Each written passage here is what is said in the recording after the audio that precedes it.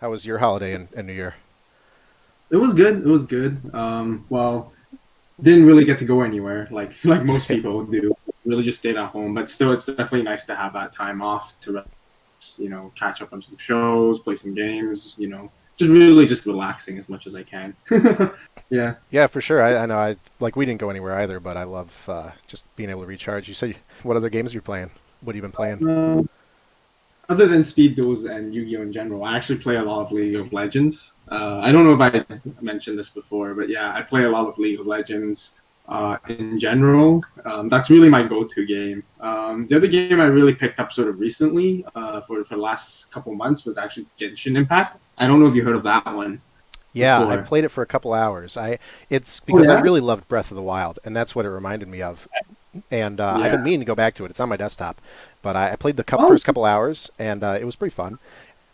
yeah, yeah, yeah. It's I never actually played Breath of the Wild before, but the graphics and the style just looks really, really, really nice. Like I really like the aesthetics of it, and it just really got me into it. And I was just like, okay, yeah, sure, I'll give it a try.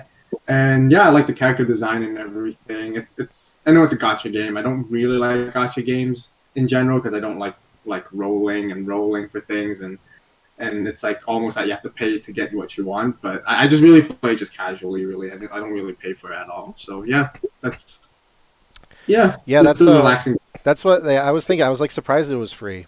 And I hear that Mm, it gets if you play enough of it, it gets to a point where it's like it's a real grind if you're not paying. yeah, Which yeah, I'd probably lose interest by then.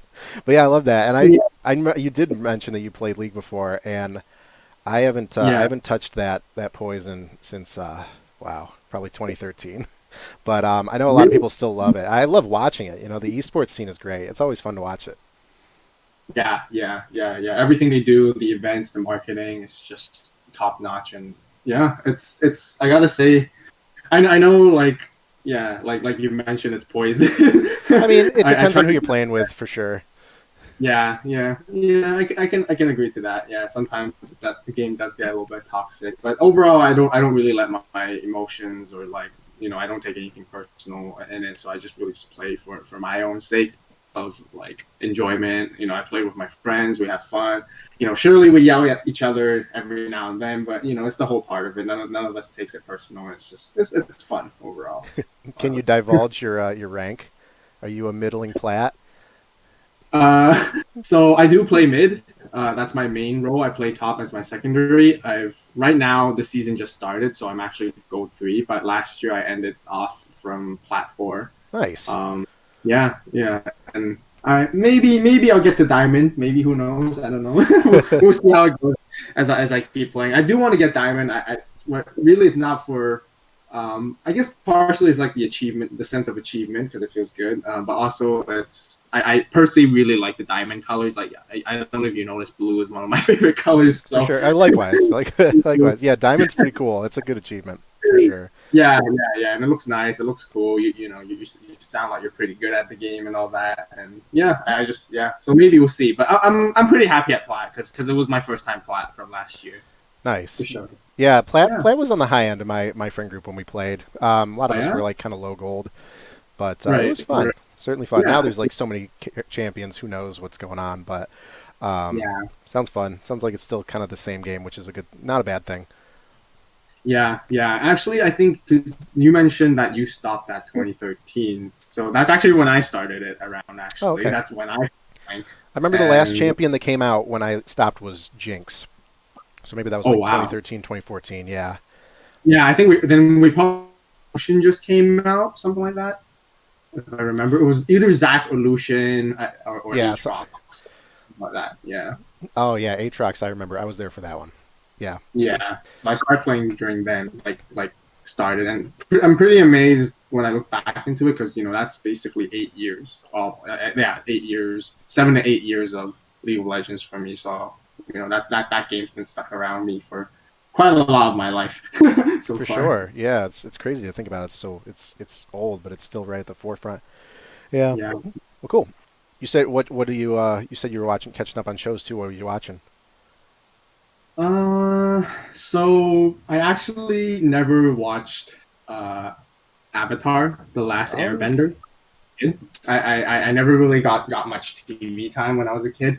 So actually, like, my friends were telling me, "Oh, this is great. You have to watch it," and all that. So I was like, "Okay, fine. I'll give it a try." After like months and months and years of persuasion, so I was like, "Okay, yeah, it's not too bad. I liked it." And then there's a no, not prequel. Sorry, like a sequel after it, which is like Legend Korra. of Korra. Yep. Yeah. So that's where I'm up to right now. I'm watching Korra in the middle of it, and I really really like it. And yeah, it's really cool. I That's a like great the show. story. Yeah, character development. I thought at first, no offense to anyone out there. At first, for me, for my age, I kind of thought, oh, this is probably a kid show. Yeah, for If sure. you missed it type of thing, it's not going to be as entertaining as you thought. But you know what? It's, sometimes shows like these, are really nice to relax, just to tune yourself off into it, and then just have a good time. And yeah, I really like it. So That show's great. My friend group really liked that show. My wife had a stuffed Appa when she was little. oh yeah, Yeah, she loved that show. I remember a couple years ago, we moved apartments a few years ago, and we were in South Florida at the time. It was right after a hurricane. We were trying to move, so turns out our provider didn't service the area, so we had to switch carriers for internet. And the earliest they could get out to was like a month, because right, there were so many people they were trying to repair that were existing customers. So we had yeah. Avatar: The Last Airbender on DVD, like the whole box set, and Oh, that that's whole nice. month was devoted to just watching that series. And then we watched all of Korra shortly after. And people give Korra, people didn't like Korra until I think it Yeah. got out on Netflix, and now people realize that it's great, because I never disliked it. I thought it was great. Oh, Yeah, cool. Yeah, I didn't really hear much opinions on Quora, but I personally really like it so far. They bring back a lot of the older characters, and you see how they've grown up. And now I'm just begging to have a what do you call it? Not like a prequel sequel, but like a prequel to Korra, but like a sequel to the Last Airbender, like something in between, because I want to see what happens in between. Now I heard like from the community and other friends, they said there's a comic actually about the what happens in between Korra and the Last Airbender, and I'm just really hoping they make a show out of it now. So yeah. I remember those. yeah, It's like two guys that were like the brains behind it, and I think they were a good team. I know there's a lot of comics and stuff. I just like seeing more Iroh, but yeah, there's a lot of fandom around, like, the gang grown up, because they hint at it in Korra a lot about what they looked yes, like, and kind of what they did is cool. Yeah, I love that series. It's a great series. yeah, yeah. It was really cool. Yeah, it was really cool. Well, so we should probably talk about some speed duel stuff. uh, One thing I wanted to ask you is that I don't know if you have enough. Your content is very consistent. You're one of the most consistent speed duel YouTubers out there, and Thank you. I don't know if you ever give enough of a window to kind of go into any details about the man behind a vault. You are probably one of the best at remaining the entity that is a vault, and we don't know too much about you. Like Thank you. you don't show your face, and I didn't for a while either, and then I finally broke that rule. Yeah. But there's a lot that people don't know about you, and so is there anything anything you want to kind of disclose? Who you are, where you're from, what do you do what do you do that when you're Yeah. not doing speed duel? What's going on? Who are you? So let's just start off. I'm a guy. Yeah, I'm a guy who's around his mid-20s. don't feel pressured to Ooh, share anything, by the way. Totally don't have to, but I know that yeah, these are always interesting kind of tidbits. yeah. I know. How would I start? I just need to think a little bit about it. How I want to phrase it. It's just yeah. When I started the channel, and yeah, like you mentioned, it's really been like a channel, and it's just my voice behind the scenes. And like, I'll be honest, like I'm not comfortable to really show my face just yet. I know it's always for everybody's interest. And I've talked to guys like Simo, and he didn't say I should, but he did tell me the pros about it and what it's all about. Because when you're developing a YouTube channel, it's about a brand, right? And and the brand is also not just the brand. The brand is actually you, and people want to get to know you, want to get to meet you. So it's totally absolutely fine for people wanting to know me, which is not a problem at all. Actually, a lot of my friends know who I am. and who what I'm about as well. So my channel is not like disclosed hiddenly just for myself, kept as a secret. Nobody knows. Like my parents know, my brother knows, a lot of my close friends know who I am, and I just like to let it slowly and go out and smoothly. Let people find out. Let's just put it that way. I'll just go for a natural state where I'm not just trying to say, "Hey guys, I'm a vault right here." I don't walk into a local store and be like, "Hey guys, I'm a vault right here." I don't really do that. People do find out. You ask because your voice sounds familiar. Have you heard of this guy, Vault? Or are you a vault or a vault? And I'm just like, yeah, that's me. Or when I come across the some people I play with back when locals was actually available for us, because it's not available for us right now. But they would ask me, it's like, what would you do with this deck and I was actually, you know what? I actually do a YouTube channel, and you can check that out. But anyways, with that aside, a little bit more about me. I am a guy who in his mid-20s. I love playing Yu-Gi-Oh! I guess a little bit of a backstory is that I loved playing Yu-Gi-Oh! During when I was in middle school, primary school, even elementary school, and then even throughout high school. So I started playing Yu-Gi-Oh! When I was like 10, as a young kid who just collected cards, and then we saw these cards. I watched the show. Go through. I went through all that typical. Typical childhood. Now, maybe a little bit different to most people here in North America. Actually, I was during that time I was in Hong Kong. So, a little bit backstory about me. I was actually born in Canada, but I spent quite a lot of time in Hong Kong, studying there, and then I came back to Canada to finish my studies and to basically start my career off from there. And during my time in Hong Kong, I played a lot of Yu-Gi-Oh! And like the regular Yu-Gi-Oh! This is way before Speed Duel, so just so anyone is wondering about. And then, of course, it got complicated. When they started introducing pendulums, where I last played was around when Xyz started coming out. And the pendulums came out, and it got a little bit too complicated for me. And most of my friends, really close friends I play with, they started to not play Yu-Gi-Oh! As well. So, it just naturally died down from there. And then, long story short, now I'm here in Canada. And when Speed Duel was released, it really, really captured me to play. Wait, sorry, can you still hear me right now? Oh, no, you're good. Yeah. Okay. For a second, I thought we got disconnected because it got very, very quiet. So I thought I'm trying to let you. It's all on you, man. Yeah. Okay. So I spent a lot of time in Hong Kong, and during that time when we play Yu-Gi-Oh! In Hong Kong, we actually play OCG and we don't play TCG, because we're closer to Japan, and everyone who locally plays there plays the Japanese card game instead. Just a fun fact for everyone. So I had more of an OCG experience than TCG experience when I was a kid. So even with the show, when I was watching, I was watching it in Japanese, and they had Chinese subtitles or Chinese dubbed back then, or they might even have like English sub. That's when I was watching it as a kid. And then I guess I kind of took a break from Yu-Gi-Oh! Ever since Pendulum came.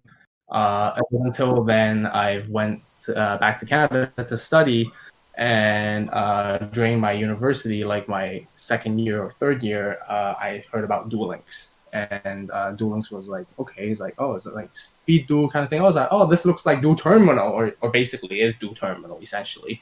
I don't know if you ever played Duel Terminal. Before, It's funny. I actually always skip to the "Give Me Card, Please." I don't think I've ever actually played the Dual Terminal. Okay, yeah, that's true. That's what we all tend to do. When the first time I ever played the Duel Terminal, and that was in Hong Kong as well, I was like, okay, this is Speed Duel, or this is what they call Speed Duel. Like Speed Duel as in the definition of there's only 3 monster zones and 3 spawn trap zones and that kind of rule. So I played it once, and of course, ever since that one game after I played it, it's always just give me a card. But I was like, okay, basically that in mobile, and then I played Duel Links, and I was like, okay, this is very nostalgic. It's very refreshing, because the time when I started playing Speed Duels was when they just recently introduced Marek as one of the characters, or Bakura or Bakura, some of you might call, and it really got me hooked up into it. And then I was like, this is amazing. I love this game, but I realized it's kind of hard to keep up. You have to pay a lot of money to keep up get the cards you want, and it's not easy to get the cards for free. And then Speed Duel came around. It was announced, and I was like, oh my goodness, this is like the best thing. This is real life Duel Links basically, and I'm all into it. So that's I guess a little bit about me, about just Yu-Gi-Oh in general. Other than that, I actually do as of right now. YouTubing is obviously not my full time thing. I do try to make it maybe perhaps like some of you guys may have noticed it. I try to make it look like it's a full time thing by consistently uploading and consistently promote speed duels. But actually, I have a full time job and I actually work in marketing. To be more precise, I manage a website and I manage like e-commerce accounts for a company right now. So I do work full time as well while I'm doing this as my side. I treat my YouTube channel as like a side hobby just for fun, and yeah, that's what I really do. Other than that, a little bit more about me. I actually love playing basketball. I play a lot of basketball in my younger days. I actually played in my high school team. Well, that's also in Hong Kong back in the day. So I play a lot of basketball. But I don't really watch that much of the NBA. I don't really keep up too much. Do you watch any of the NBA, or do you keep up Now, I with watch sports? NFL. I don't. Yeah, I don't Okay, watch NBA too much. I always watch football when it's like American football. But yeah, I right. don't. I don't do watch NBA too much. But I did. I played basketball in like middle school. In high school, I was much nerdier. I was on the bowling team. So you Oh, already got points on me there. But that sounds cool, man. And yeah, that must have been quite the experience. I didn't realize you were in Hong Kong for so long. yeah, I was in Hong Kong for quite a lot of time, quite a most of my time. It's only very recent when I started coming to North America. It was around like 2014 when I came back to Canada essentially. Yeah, that's really it as well. I like playing basketball a lot. I played it competitively during my high school days. I tried to get competitive into university and college level, but I was just like, maybe I just want to focus more on my studies. So I played casually ever since then, but I still go for a drop in, pick up basketball Sure. at, at my university gym, and it's amazing. It's still fun, and now I just play pickup with a bunch of my friends whenever they're available. Well, yeah. Nice. That's always kind of a good lifelong hobby to have. Just kind of get the exercise in anyway. Yeah, uh, yeah. I mean, yeah. Other than that, I'm not very good at generically introducing about myself. But how about you just fire yeah. me some specific questions and more than Well, happy to it's funny. answer It's them. funny that you mentioned that you're in marketing because one of the things that is a big draw for you. Let me go way back. I try and take notes as you go here. Let me go way back to the showing the face thing. You said you had a conversation with Simo, and I think Yeah, that. So I've been trying to figure out what works for a long time. We all have. yeah, But at the end of the day, and I'm sure that Simo might have told you something different, but it seems like definitely the brand is you.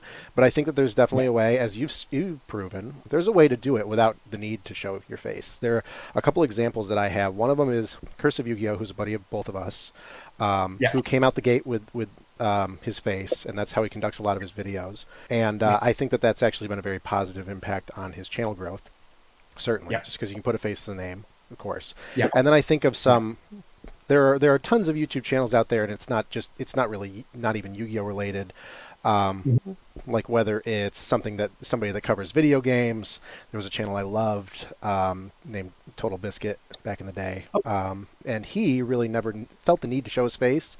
A lot of his stuff right, was really kind of podcast, like you put on the background kind of stuff, and his stuff exploded because it came down to the content and the knowledge, like the subject matter. So I right. think that it's a definitely give and take. But I can tell you that I bet you by the time you feel comfortable, people are going to love it for sure. Also, being in marketing, I noticed that it's always good to have that skill from a thumbnail perspective and just the general direction of your videos, because Yeah, the thumbnails are crisp. I love to see them. I'm on your channel right now. I just have it in the background. Just like you can definitely see the evolution of the thumbnails, and it's and always nice to have that skill. yeah.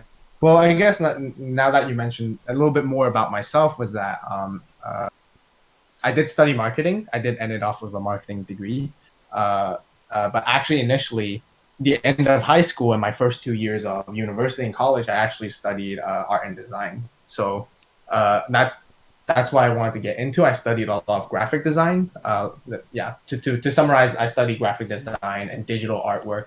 a little bit. But then I felt like digital artwork illustration was really not my type of thing. I don't really feel like I was a person who could, hold on to a pen, whether if it's a real life pencil or even if it's just a stylus pen and start drawing. I'm not very good with my hands. I'm not very good at that. But what I know for sure, I'm definitely really good at point and clicking with the keyboard. Yeah. So I developed like basically doing more graphic related, and I like doing digital art that way from that realm instead. So before I actually sort of switched into marketing, I always had this thought in my head, and I was like, I do like design and graphic design and art and all that, but I don't feel like it's really like the main thing to go. For career wise, I really like the marketing aspect of everything because it's mostly about strategic decisions or tactical executions, and you come up with like fun, like innovative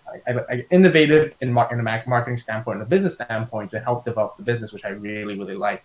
And I personally love talking about business stuff. Like my friends and I always talk about business ideas or just like marketing concepts. Like let's just say for League of Legends, for example, we always go, oh, what would be really cool is like if League of Legends did this and this and this. I was like, oh, what would be really cool if League of Legends had a movie, something like that, and then these are all sort of like just like marketing and sort of product development strategies to sort of build a brand and to enhance the brand even further. And I personally really like talking about this stuff. And I felt like, just because I'm switching from art and design to marketing doesn't necessarily mean I'm giving up on it. Like as you can see from my channel, these elements were still carried on, and it really actually helped my channel's growth and its and yeah, how the channel was basically postured and accelerated the growth that way. And those were one of the things that I felt that were really important. And like you said, like I really appreciate that you mentioned that you really like my thumbnails and thing design. And it's really more developing that sense of improving again and again. And I have a couple of friends who went to art school as well and design school, and I asked feedback, or even just generally, even people that are not in that field, like just basic friends, I asked them, oh, what do you think about this thumbnail? They're like, oh, it could look nicer, or maybe that's too much, or and then when I talk to my art friends, they can tell me the more technical detail stuff. It's like, oh, this logo's too big, don't use this effect, use that effect, don't use such a thick stroke, and yada yada yada. And then from there I built on and just kept on improving it again, and I felt and it's proven to me that it's not necessary. You don't necessarily have to study something in order to be good at it. Essentially, if you want to be good at it, you just spend time, learn it, and you develop that skill yourself, and there you go, and there you have it. You reach to a certain level. And I personally as well, I would say like I have quite I wouldn't say high, but I have a reasonable amount of expectations, and I'd like to maintain my things as high quality as possible. So maybe you notice recently with my production and my thumbnails as they grow, I'm really trying to refine the quality and professionalism, which I guess is just more of my take overall. Yeah, In general. let's transition to that actually, because that was the next thing that I wanted to ask. So, and first of all, it's no wonder that you talk about business and business opportunities with friends, because I mean the YouTube channel alone, especially once you kind of get to your calibers, is an entrepreneurial venture in itself. It can certainly be that way. And I don't know if you've seen this. There's a show in Canada. I don't know if it runs anymore. It was called Dragon's Den. I think you'd really like that. The American version's called Shark Tank. It's yes, I actually watch Shark Tank. I don't watch Dragon's Den at all. Actually, I watched the episode, but I didn't feel like it was just as much as my thing. But now that you mentioned it, I watched a lot of Shark Tank, and funny enough, I love it. I mean, like it's a great show. The business ideas I love, and then we're sitting in the couch, probably imagining you with me in the couch right now. We're probably critiquing their ideas, critiquing what they're doing. Yeah, well, it's a great motivator. I love watching it too, just because it makes me feel like I can. I can do anything, really. I mean, yeah, the show has that effect on people, and that's a great one. But so I've noticed when looking at some of your new stuff, and it looks like it's kind of been happening in the past month and a half. Your deck profile production, and I noticed this consistently, when you were doing the box opening for Battle City and you were marketing for the Yugi Tuber tournament. So your deck profile production has gone towards, a lot of people are still doing face down camera on a mat and they're throwing the cards down as they go. I still do that, certainly. Yeah. Your production has gone to kind of a, what is the director term I'm looking for? Kind of the pan over the table, over the cards. You got the little pedestals that you put them on, and you do the slow rotates. Yeah. There's a lot of great direction and nuance that have started to be added into the videos, and also you've incorporated matches alongside deck profiles now as opposed to splitting them up, which there are benefits to doing both. You got a meatier, more well-rounded video if you do them all in one. You can potentially, you got another piece of content if you do the match separate from the deck profile. But what inspired and what was the process in going through that kind of direction and that development into how your profiles look now? And are you seeing more positive impact from an analytical standpoint?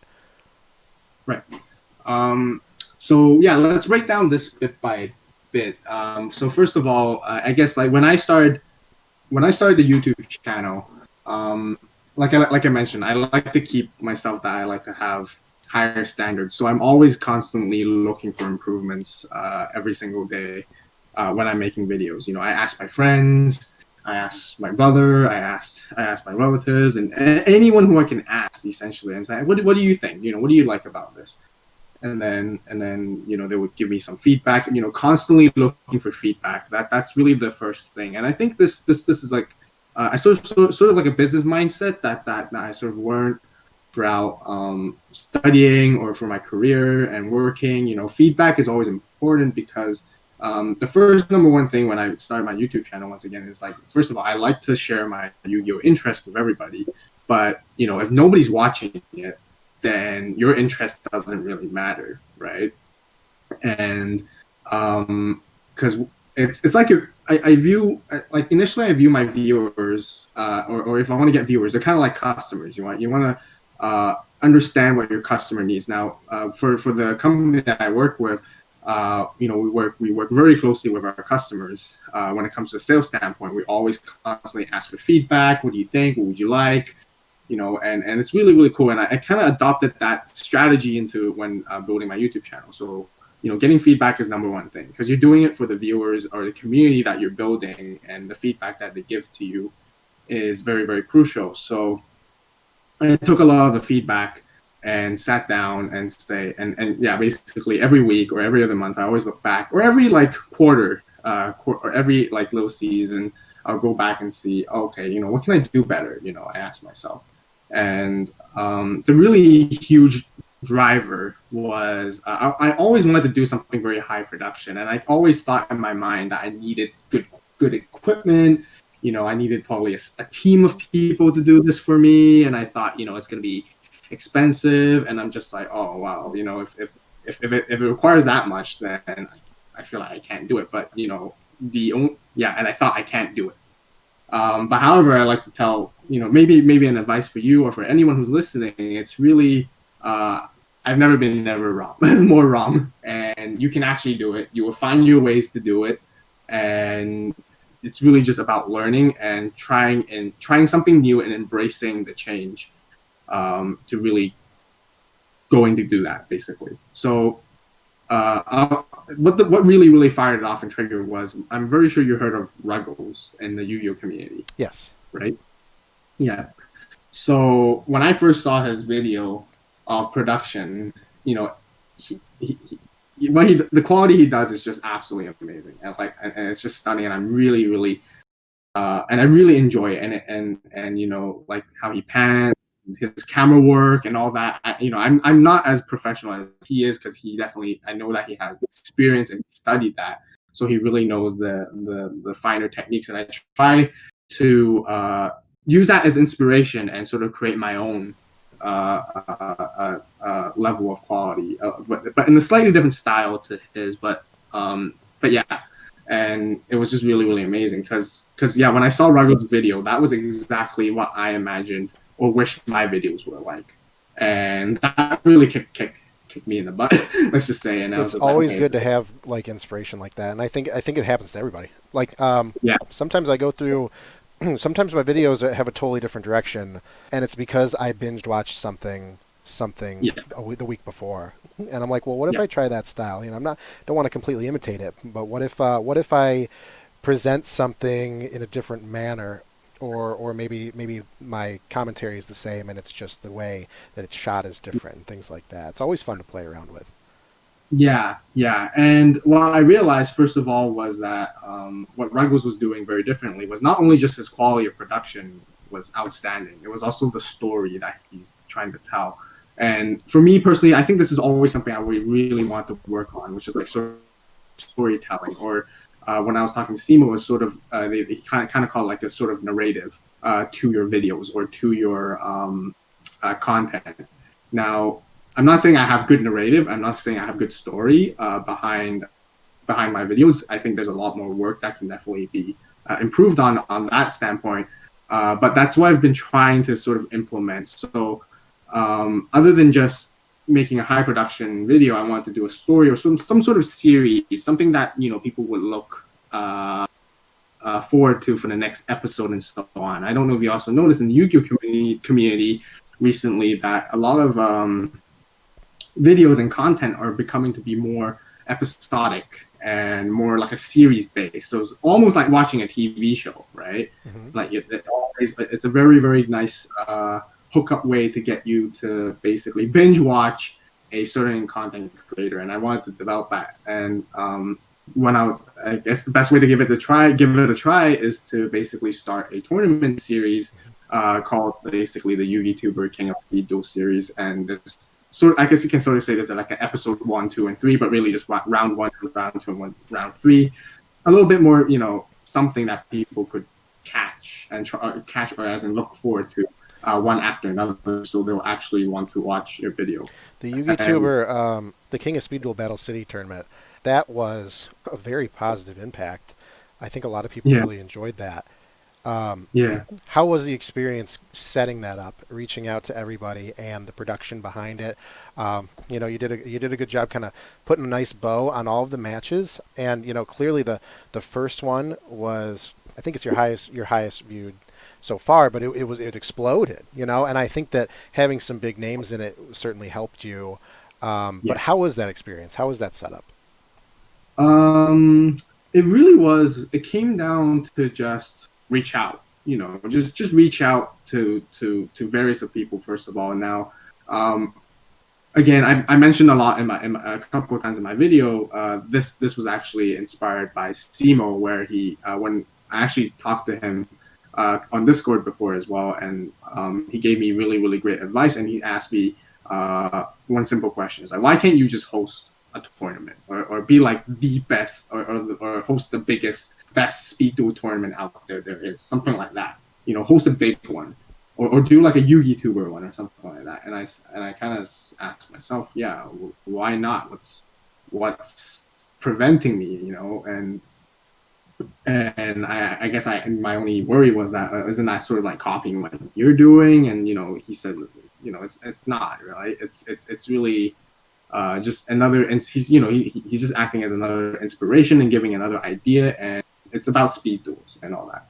So it took months, like let's just say roughly like 4 months ahead of planning, from the very first development stage of me having the idea in my head and start thinking, okay, first of all, I have to think what I need to do. So I need to plan the things I need to do first, right? Okay, there's a lot of things to think about. First of all, is that you need to get the players, who you're gonna get. So that's the first question. Okay, how am I gonna get them? Like, what's gonna entice them? What's worth their time or gets them intrigued to actually join this tournament? That's really important. Thirdly, it's like, okay, prizes. Prizes is a good way, and what kind of prizes are people most interested in the Yu-Gi-Oh community? What people like, what people don't like. What's considered as a good prize. And I just thought to myself, oh, it'd be really cool if people just had a trophy, an award, right? Like a monumental item to prove that they're the king of speed duels, to prove that they actually achieved something a little bit more above and beyond than just a regular uh, letter or playmat or just, let's say, $500 cash in prize or something like that. although those prizes are still really good and it's very enticing, but I want to do something a bit more monumental, something that has more sentimental value. And when it comes to that kind of discussion, I think these things are sort of becomes invaluable, and where invaluable as in it's so valuable where you can't value it at that point. So I really want to make a trophy. Although there's a certain value to making a trophy, right? It's whatever your budget allocates you to make that trophy. But to that person winning the trophy, it's a whole different thing. So I thought this was a really huge kicker to really improve it. And other than that, it's like a self-designed playmat, self-designed logo for the whole tournament to really brand it out there and let people know, hey, this is the king of Speed Duel YouTuber championship tournament right here. And this, and I hope people will remember this from now on. So that really first kicked off, and I had to think about these elements, and it really came down to reaching out to as many people as I can. So I reached out to as many people as I can. Some gave me responses, some didn't, and so on. And I just had to go through that process until I find there's enough people. And I wanted to keep the tournament simple, but fun at the same time with a twist. And it's just the Battle City box was just a perfect way to do it.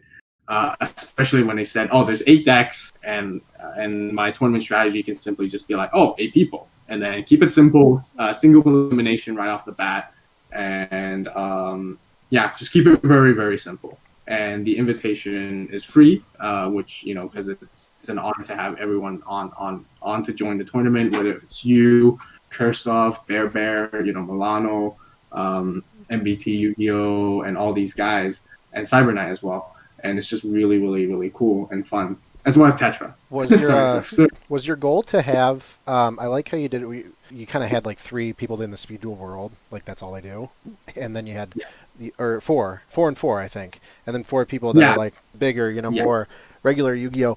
Was your goal? You can be totally honest. Was your goal if you got 8 giants? Would you have had that?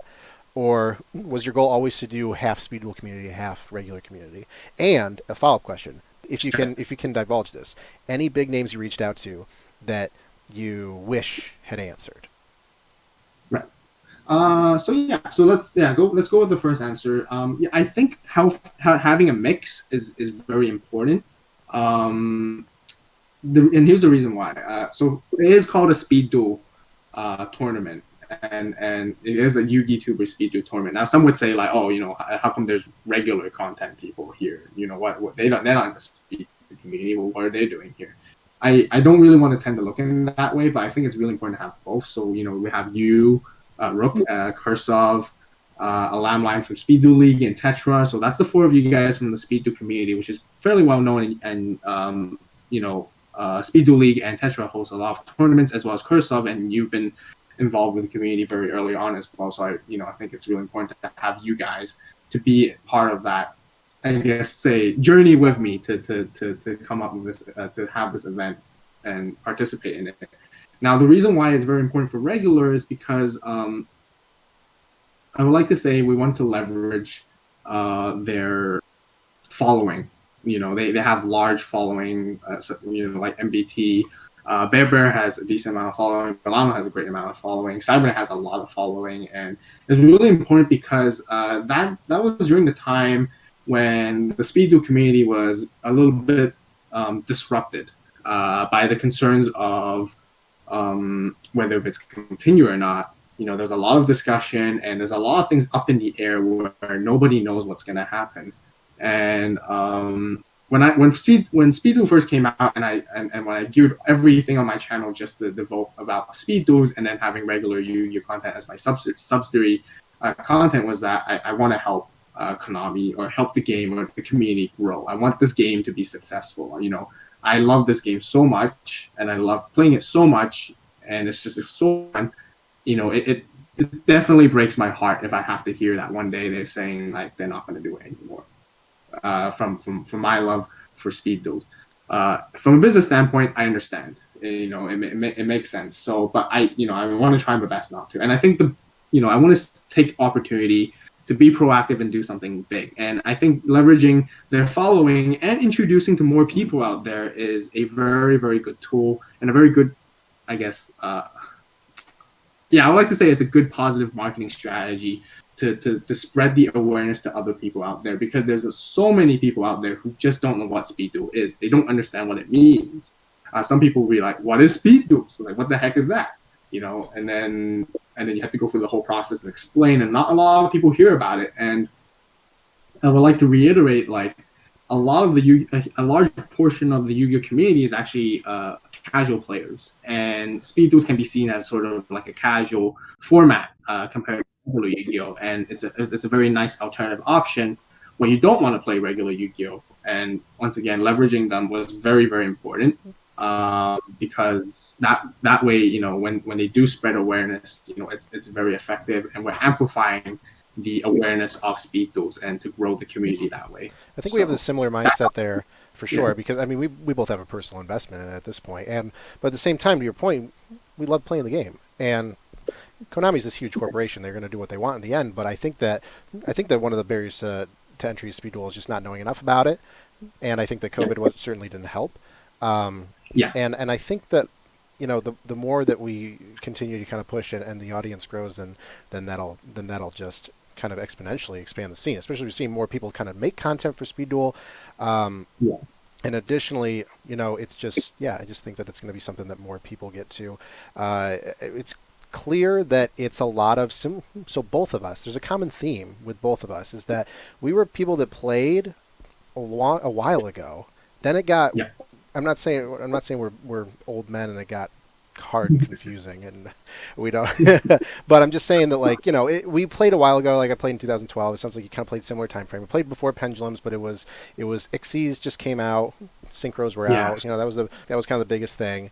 And then it's who knows what's going on with it now. And there's a new product every 2 months, and clearly since I got back to Speed Duel, I've been keeping up with the TCG, just kind of where it's at. But Speed Duel introduced itself as a good way for old players to lapse back in.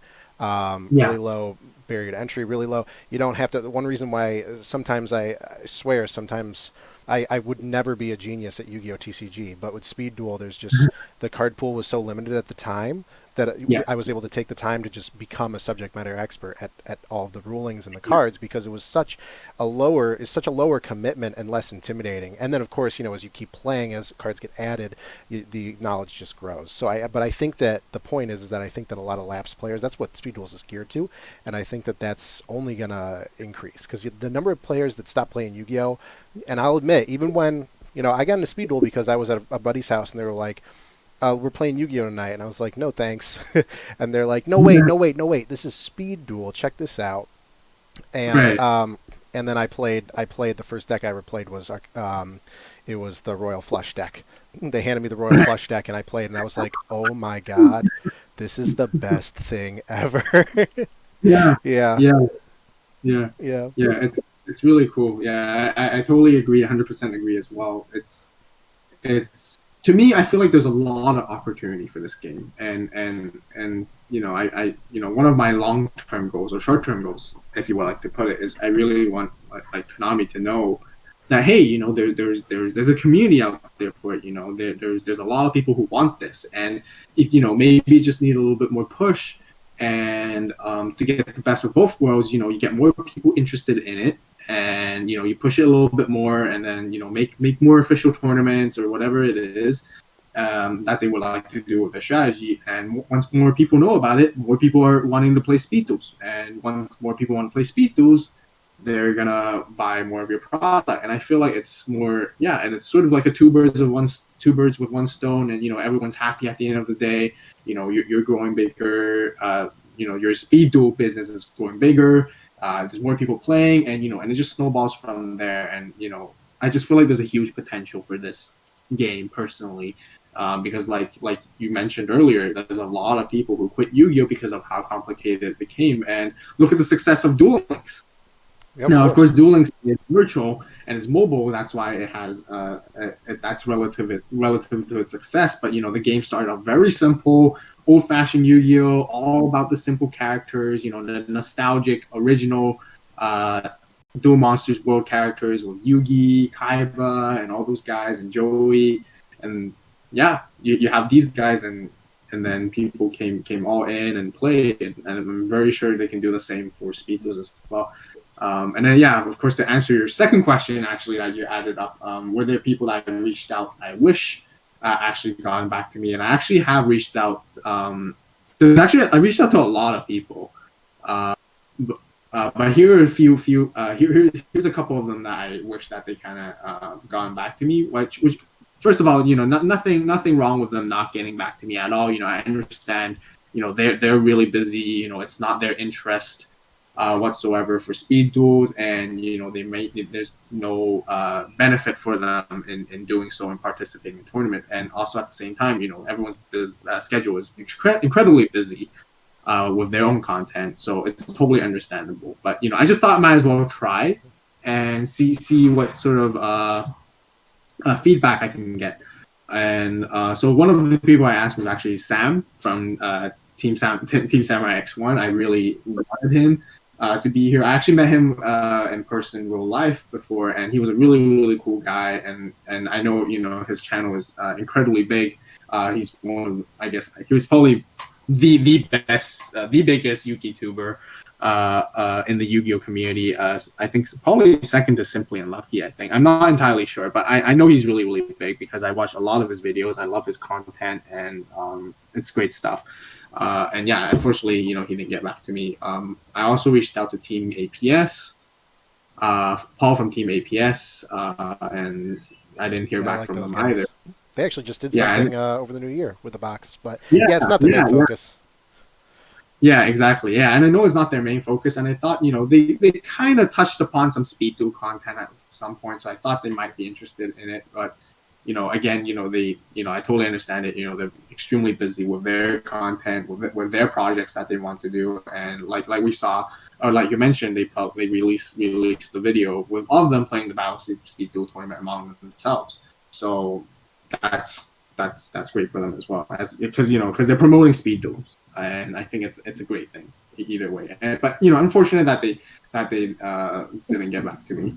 Lastly, I would just say I actually asked Simo because he was the one who gave me the idea, and I think it's just common courtesy to invite him regardless, because it was his idea to sort of encourage me to do this and execute this. And unfortunately, he declined, which he just straight up was really honest and said speed duel was not his thing, and that's totally fine. I totally understand that as well. But however, he actually asked me to reach out to MBT, and that's when it was very, very helpful. And I actually did, because he did something extra for me and said, hey, I'm not interested, but here's some guys. Check out these list of guys and ask them. So I just sent them an email and asked them, or got in touch with them somehow.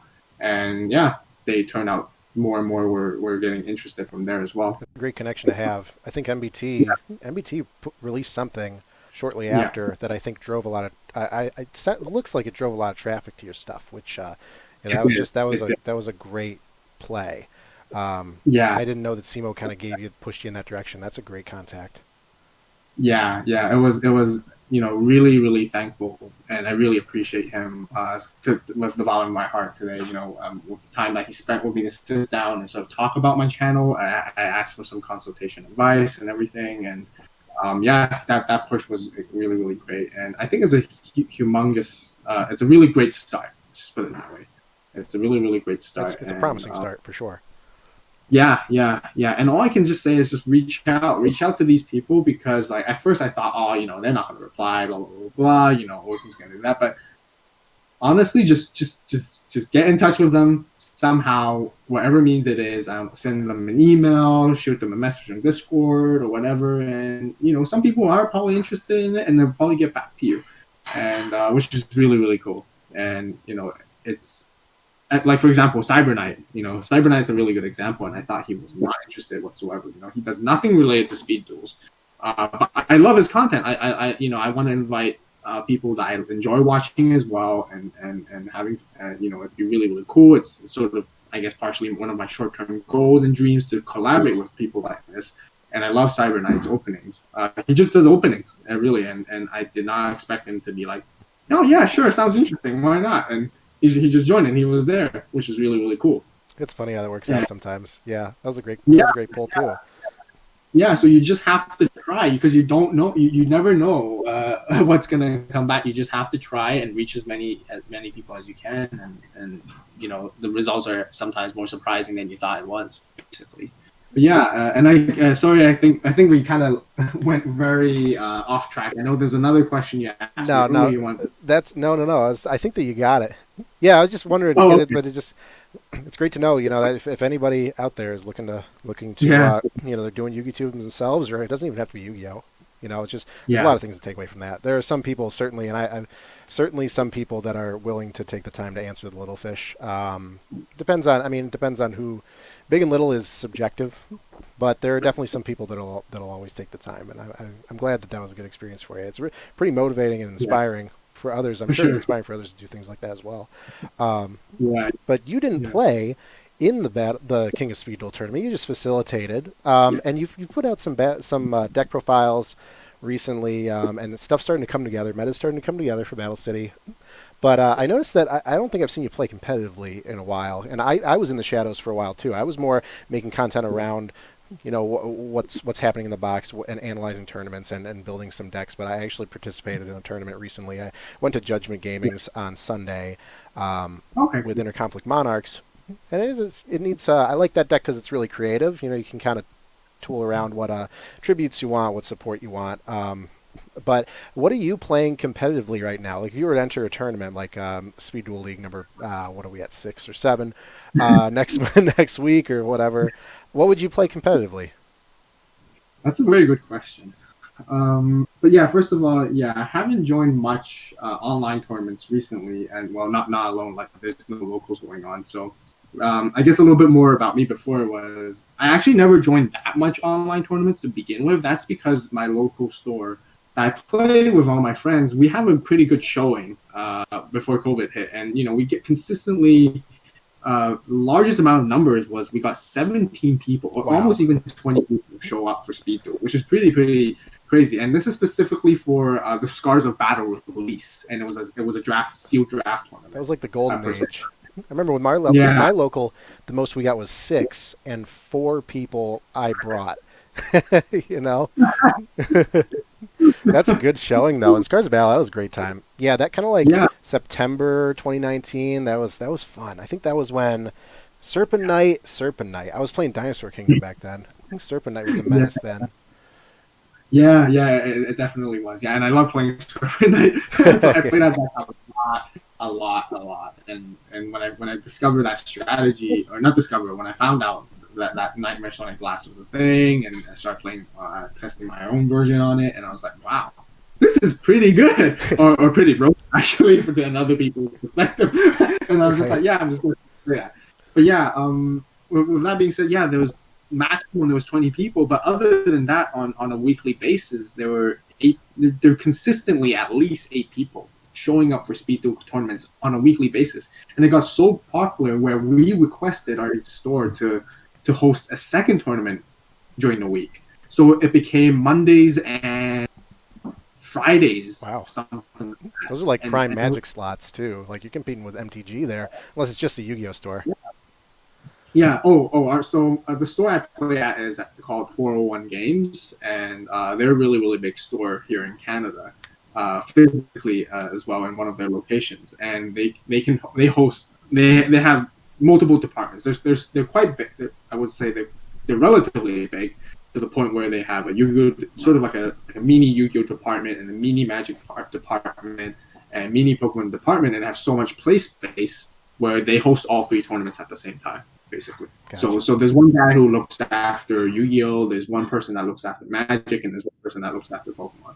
And you never need to worry about a problem where, oh no, Tuesday night is a Magic, so we can't really do Tuesday for Yu-Gi-Oh or something like that. You know, none of that really happens. But they did. There was a small minor conflict. Was that regular Yu-Gi-Oh conflicting with Speed Duel, where we did have one or two or a couple of guys who played regular Yu-Gi-Oh who played Speed Duel for fun. So you know, it kind of like conflicted the schedule a little bit, and they don't really usually host regular Yu-Gi-Oh tournaments together with Speed Duel tournaments. That's the only minor thing. That's about it. But Other than that, yeah, it was a huge showing. So I play a lot competitively there. Anyway, I know we're drifting off topic again. Sorry, but yeah, we play a lot of competitive that way, and I don't participate on online too much. If you were to walk into your And local, then tomorrow they had a Speed Duel local. There was going to be 16 people there. You had to yeah, build a deck. so What was it going to be? yeah, so I do like playing competitively. Don't get me wrong. Just because I make a lot of these fun decks, casual decks, I do like playing competitively, and I do feature a lot of competitive content. So I would actually possibly playing Inner Conflict Monarch if I were to enter a tournament right now or tomorrow, essentially, and really learn about what the top tier meta is really like. And speaking of which, I actually do plan to join an online tournament sometime soon. Either whether it's Speed Duel Leagues or Kursovs or Tetras, whoever hosts one, I do plan to join one sometime down the road. Yeah, soon, really. Yes. Awesome. Well, it's always a nice kicker when you do a Yeah. deck profile to say that it placed second, in Speed Duel League or something like that. Like I think Cursive just did a top 4 spellproof armor. That top 4 is what gets some people. And I noticed you haven't profiled in your Conflict Monarch, so it's a pretty consistent deck, and I love that deck because, like I've said before in other videos I've had, but the XYZ and the magnets are fun, and they're very well laid out by Konami in the product, because it's like, here's a cookie cutter deck, you get 3 of this card, 3 of this card, and all of a sudden you got a good deck. But the Inner Conflict Monarch has this level of creativity around the tributes you use, whether it's Jinzo, Grand Marg, Kaiser Glider, even Freed if you're going for warriors, and then the support, there's just so much to pick from, spells and traps, that I love the direction that it's headed, because it's encouraging this creativity. But at the same time, the decks that are cookie cutter, the magnets and the XYZ, especially XYZ, it's not brain dead. You got to think. You really got to think when you're playing like XYZ, just with all of your fusion resources. So I like the direction it's heading, but it's a good deck to play. Yeah, for sure. I agree. I personally love when archetypes become competitive. So, like you mentioned, magnets and XYZ. That it's awesome. Like I love to see how pure, not pure. Let's just say, archetypes become more competitive. I know, like a lot of competitive decks are a mixed match of, like you said, Inner Conflict, where it's just, let's say, it's a jumble of really really powerful staple cards, essentially, and that's really fun too. But I always like that anime moment of, like, it's like you're playing a character, or you're playing with your character's deck. And I personally have a softer spot for those type of archetypes deck, and seeing them thrive is definitely really really nice to see personally. Yeah, I like kind of where it is right now. Well, cool. Maybe we'll see what you play. We'll see what kind of Inner Monarchs you build here in the future, and then maybe we'll see a profile on that. Yeah. Let's. I think we can wrap up a little bit. I think we're going on an hour, that's great. It's been a lot of good things. But so the last thing I wanted to touch on was, you're not just Speed Duel, you do other content. I know that you have a soft spot for openings, and it becomes clear the more we talk that you certainly had some inspiration behind the openings. And I know that one of the things you said early was that you loved doing openings, and openings was what all that you did at very very infancy of AVAULT. And now we've gone into, you still open the Yu-Gi-Oh stuff, and I mean, that's fun in itself, whether you're recording or not, for sure. And then you've also dabbled into Pokemon. I don't think I've seen Magic from you. I know that Digimon was rebooted, but there's a lot of different. Obviously, it was clear that I think that you had some sort of partnership with, whether it was 401 or whatever game store it was, with the Pokemon stuff. And I think, can you go into a little bit about your other content? What drives the inspiration to make content outside of Speed Duel, and kind of some of the back end that's gone into those? Yeah, for sure. So Pokemon was actually, when I first developed the AVAULT channel, it was really purely just opening based, and I was like, oh, okay. It was gonna be Yu-Gi-Oh primarily, and I like Pokemon too. I really like Pokemon. Play it that much because I personally, just my personal opinion, I just felt it's not as fun as Yu-Gi-Oh. I really like the interaction and the funness of Yu-Gi-Oh when there's a lot of interaction back and forth. But I really like Pokemon cards because they look amazing. Like the artworks and their packaging. It's kind of like, it's funny, like how you mentioned I have that you really like my thumbnails. It's sort of the same thing when I look at a Pokemon card or product. You walk by the store, or let's just say you walk by a Walmart and you look at the trading card section. Like the first thing that's going to draw your attention is probably the Pokemon stuff, because they have like shiny boxes, like actually shiny holographic boxes for packaging, and big artworks, really nice colorful stuff, and I guess it just draws the attention to you, and I just really like the aesthetics. So I really like the cards, the full art cards that look very, very nice. I always wish that Yu-Gi-Oh had full art cards, stuff like that, because I really like. I'm a very aesthetic person. Let's just put it that way. I really like this when something that looks nice and like aesthetically nice. I don't know about you personally, but what do you think? I've definitely. So I haven't played.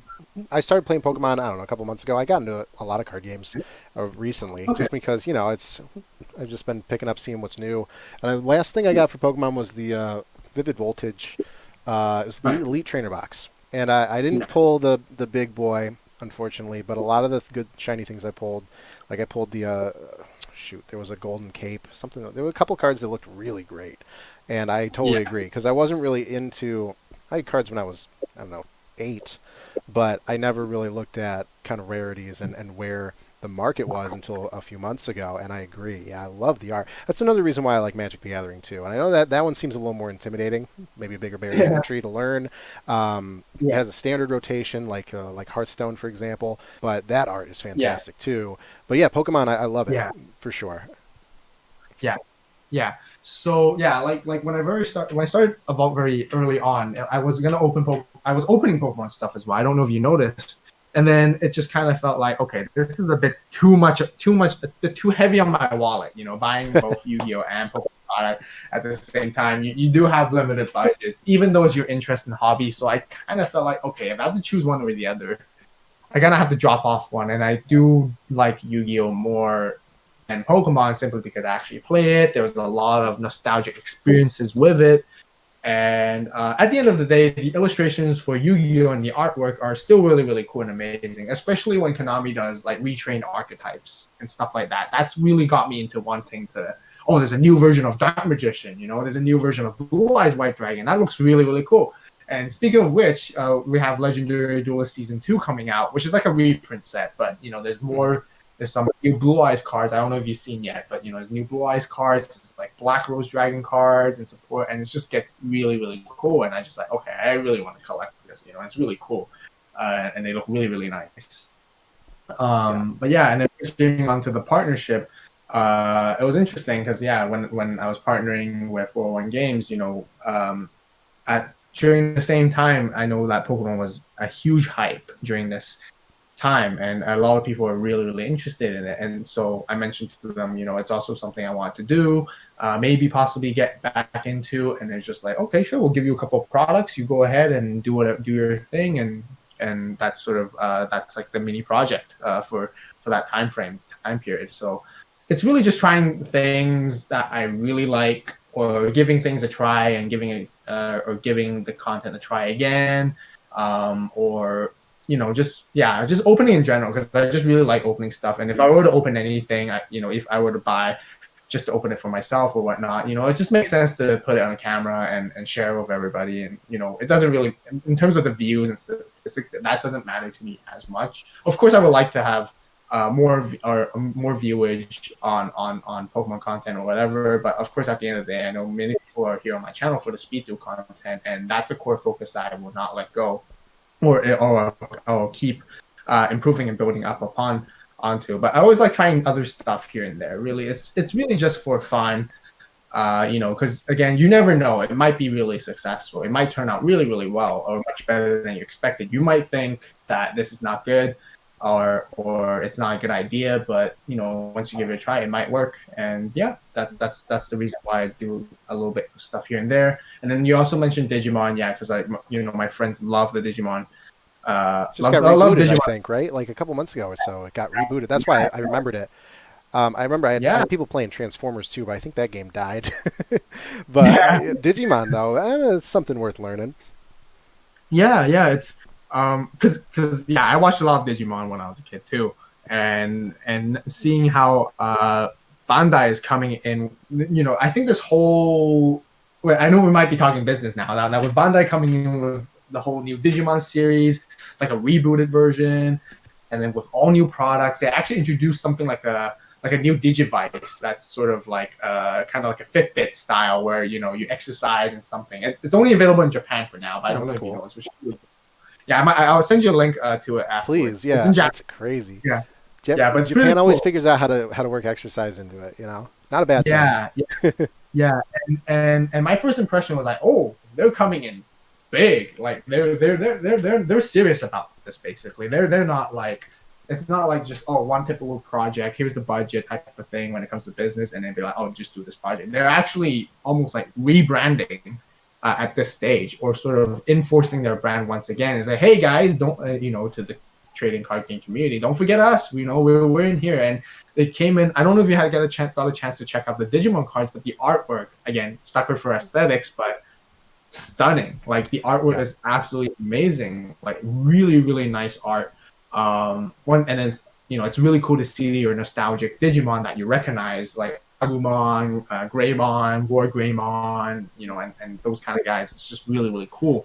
And all these different arts, and they put time and effort into it, and you can really see it and you can really feel it. You know what it reminds me of So is Rush Duel. Just because you're right, they came in big with a total rebranding. You don't have to know yeah, what Digimon really is at all, or have had to watch it yeah, to really like the product. Just from what I'm seeing, yeah, it looks like they're doing a good job there. I hope it sticks, because that yeah, kind of completes. We got the trifecta of like Magic, Pokemon, Yu-Gi-Oh, but some of those littler guys, like even kind of Speed Duel to a sense. It's always nice to kind of have that corner of people playing at the card shop. yeah, yeah, and yeah, it's going. There's not any tournaments going on for Digimon at all. I mean, our release has been delayed, just so you know, and there's no tournaments going on because of COVID right now, at least for us in Canada. But still, people are already flocking. I follow a couple of Digimon tubers, Digitubers, if you want to call them. Digitubers. Oh, okay. I might have to do a little more research into the product, just because I'm a sucker for when some like an initial launch of a new card game. Yeah, Yeah, it seems fun. You could learn how to play yeah, it. yeah, and there's a huge following, and yeah, there's a huge following for Digimon. And anyways, back to why I opened it. My friends bought a couple of boxes as well together, and just like, hey, just open it, man. Just open it for your channel. And then I was like, okay, yeah, sure. So we just put on the camera, just opened the thing together, and then had some fun. And yeah, that's really it as well for Digimon.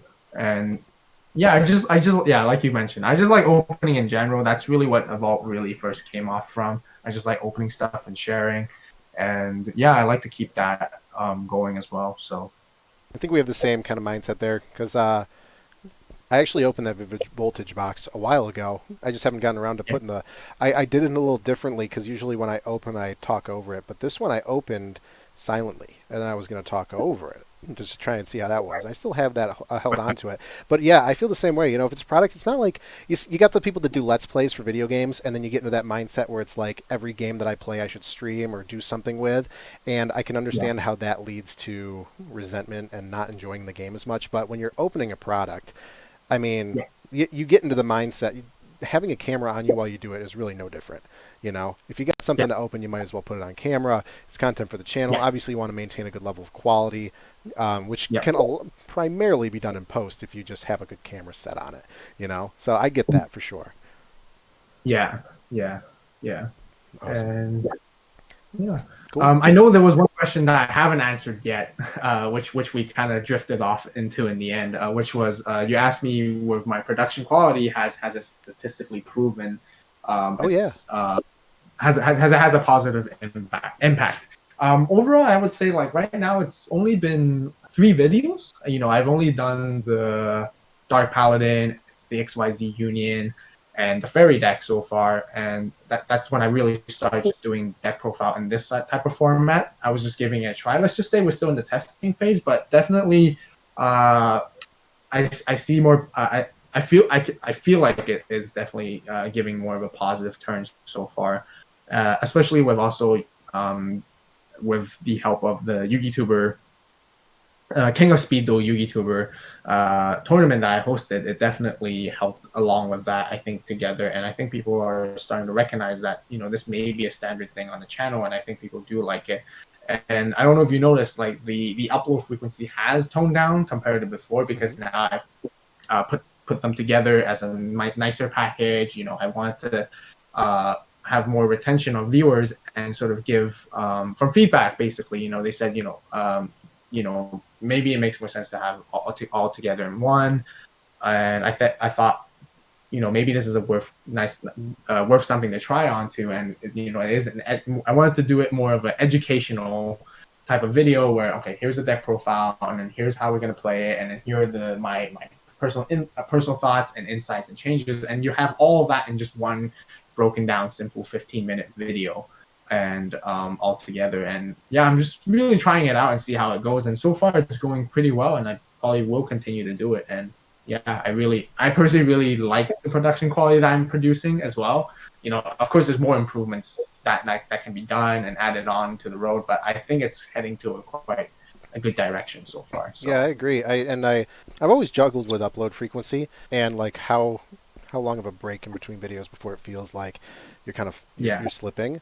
And I've kind of landed on like one a week, unless I'm really getting stuff, cranking stuff out. I'll do 2, maybe even 3 a week, but I find the 1 a week is fine. I think that's consistent you've been on. And the biggest thing, especially about Speed Duel, really with any TCG, is one of the things that we all try and claw at each other for is response to new information. Yeah. We did that when the structure decks last year were announced. We did that when Battle City Box was announced, and I think that now we're kind of over that Battle City Box hump, where now the urgency, it's there as meta evolves for sure, but it's certainly not as prevalent as it was. So I think that consistency is fine. And then it actually reminds me of just thinking about when the next tidbit of information is going to be about Speed Duel in the future, because I can't remember how long. I think that Structure Decks came out in May last year, and then it was mid-July when we got the hit of the Battle City Box coming. So if we're following a similar time frame, provided we have no idea what's happening, on their end, with Matt Bell leaving, and there are a couple different directions that we could go from here. But I think we're in a good spot now anyway, where that consistency is pretty standard for sure. Yeah, definitely is. Yeah, so I'm excited to find out what's up next for Speed Duel. I'm definitely anxious to find out. I hope there's going to be news soon about it over the next set or something like that. And yeah, I feel that the Battle City box was a very, very, very good product. Like overall, from quality standpoint of the printing. Have you got one for yourself yet? Yeah, I bought 3. Okay. Yeah, Awesome. I bought 3, and then I gave 1 away. So 4 I've purchased. Okay. Yeah. Oh, also fun fact is that all the cards of 3 boxes can fit in 1 box if you put all the mats somewhere else. So it's kind of fun. Yeah. And the boxes are it's a really good quality to keep cards in. So I like that. Yeah. But yeah, I have 3. So I've been doing some remote stuff. I actually just did remote stuff yesterday with Casual Chaos, another smaller guy that does the Speed Duel stuff. And it's really nice to have three of every card, so that you can keep swapping around and building. And I always loved remote stuff over Dueling Book, but clearly I think you do too with going to the locals versus doing online. I like holding the cards in the hand. That was one of the reasons why I liked the game. But it's definitely a good product. It's going to keep us entertained for a while, much more than the starter decks. So I think they bought themselves some time. Yeah, definitely. Yeah. And I was gonna say, like, the quality is just amazing. It's a great product. It's like some said it's like a simple board game you can just bring to a friend's house and everyone can just quickly learn and just play for fun. Like you can even learn it on the spot, and I think it's a great way to introduce people to playing the Yu-Gi-Oh overall. And the card quality is really, really good. Like, I probably said this many times, but I really like the card quality, how it's printed on the stock. There's an extra layer of gloss. The secret rares look amazing. They do. Yeah, I think it's just a great product, and I think they should just do this more and more. And it's a great value for everyone who's purchasing this. $30 to get like 200 cards. it's I think it's one of the best value you can ever ask for Yeah, Konami. I would agree. I was surprised at the $30 price point for what was it, 216 with the skills, something like that. Yeah, Yeah, insane. yeah. And then if if you want 3 copies of each, I don't see a problem that anyone would hesitate to purchase another 2 more. Exactly. It's That's now you're looking at the equivalent of a booster box for Magic, yeah, which is like exactly. people don't even hesitate for stuff like that. Yeah, Yeah. Yeah, yeah, I agree. Of course, but buying singles, guys, is cheaper. It's always going to be yeah. cheaper. I haven't checked the Oh TCG yeah, market on a lot of them yet, but I anticipate that as more deck profiles come out, for sure, just buying the singles. In fact, I want to revisit some budget stuff because I feel like a lot of right. these cards, unless you're looking at like Book of Moon, or you're looking at upgrading some gloss, some shinier versions, but I think that a lot of these Yeah, decks are like under $15. It's just yeah, yeah. yeah, yeah. It's good. It's great that speed was affordable, and I think they should keep it that way too. I'm Yeah, glad that it still is. Yeah, it's definitely been a good focus point. yeah, yeah, for sure, for sure. All right, well, I appreciate having you on here. It's been almost an hour and 20 minutes. Is there anything you want to leave us with? Anything you want to plug? Well, first of all, no worries. I'm more than happy to chat for as long as you want. I like chatting. I can chat all day, as you probably know. And yeah, so thanks for having me. And really, yeah, there's nothing I really wanted to cover unless do you have any other more specific questions or topics that you would like me to address or go through I don't think or so. anything? I think we covered kind of good, well-rounded. We got to know you definitely a little better, and Yeah, I think that I think that we've covered quite a bit, speed duel yeah, and otherwise. Um, yeah. That's good. So yeah, let's go. We can go ahead and wrap it up. So guys, AVAULT, you can find him at youtube.com/AVAULT. I'm pretty sure /C/AVAULT. Yeah. Um, Also, you have a Twitter now, Yes, I do. Yes, I do. and you have an Instagram page. Those are just AVAULT, or is it Uh, AVAULT TCG? Twitter is about 700, I think, and I think the same goes for Instagram. I'm pretty sure you'll find me if you just search Vault in general, anyways. Yeah, Perfect. All right. Well, thanks so much for coming on, and no problem. that's a wrap. Yeah. Take it easy, Thanks. guys.